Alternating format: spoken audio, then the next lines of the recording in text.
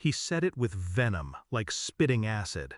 "Your career is filthy. You're not welcome under my roof." That night, I walked out of the house carrying only a duffel bag. No tears, no protests, just silence. But the silence hardened into something sharper. Because 3 months later, the same man who banished me called, his voice cracking over the phone. "We need your help. Your sister's drowning in debt. 100,000 would save her." I almost laughed. The same sister who joined him in mocking me, sneering at the work I'd built from nothing. The same girl who called me a disgrace while my father slammed the door in my face. Now they needed me? And that was the moment I decided they'd pay. Not in money, but in something far more permanent.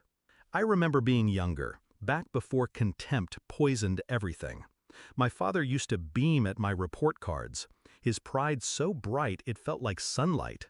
My sister, Anna, clung to me like a shadow, begging me to teach her things, share my secrets. I thought we were a team. But the first cracks showed when I chose my own path. Not medicine like him, not law like he wanted. I built a business, digital, creative, unconventional. The kind of career no one in my family respected until it started making real money. Even then, it wasn't pride I saw in his eyes, it was disgust, as though success only counted if it fit his mold. Anna followed his lead, her loyalty bought by approval. She called me dirty money. She said I'd embarrass the family name. And then, the day he kicked me out, she cheered. That was the night I buried my old self. The betrayal taught me to watch patterns. Words didn't matter, actions did. When they asked me for help, I didn't say no immediately. No, I let them believe I'd consider.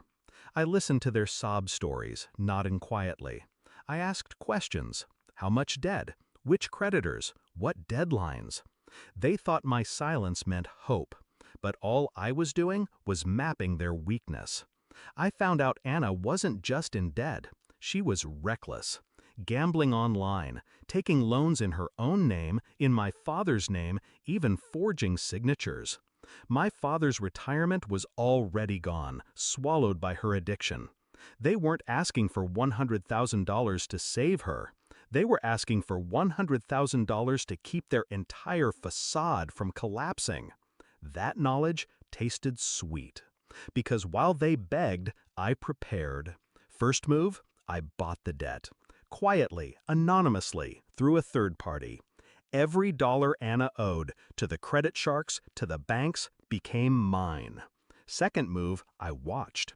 I let the interest climb. I let the letters pile up.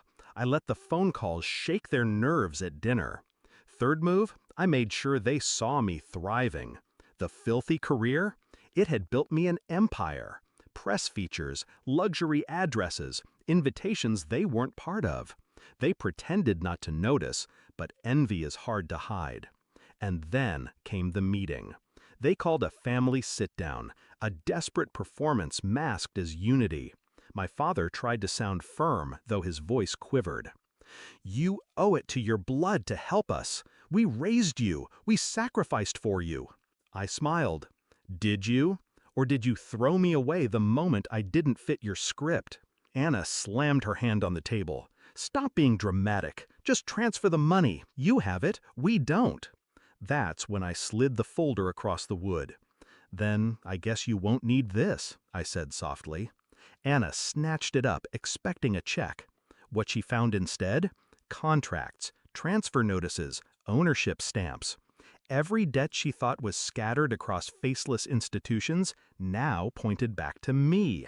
Her face drained of color. My father leaned over, eyes darting, confusion curdling into horror. What is this?"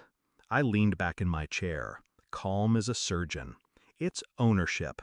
I don't just have the money you want. I have the chains you're already bound by." Anna's hands trembled as she flipped page after page.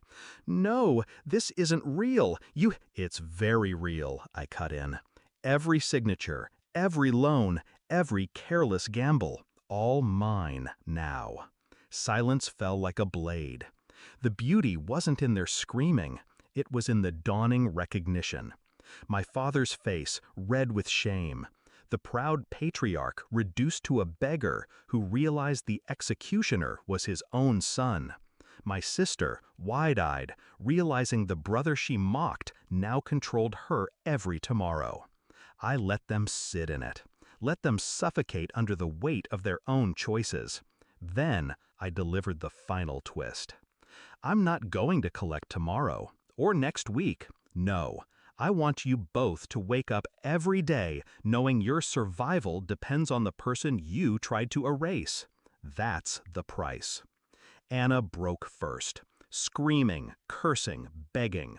My father stayed silent, his jaw tight, eyes wet. It was better than repayment. Now, when they call, I let it ring.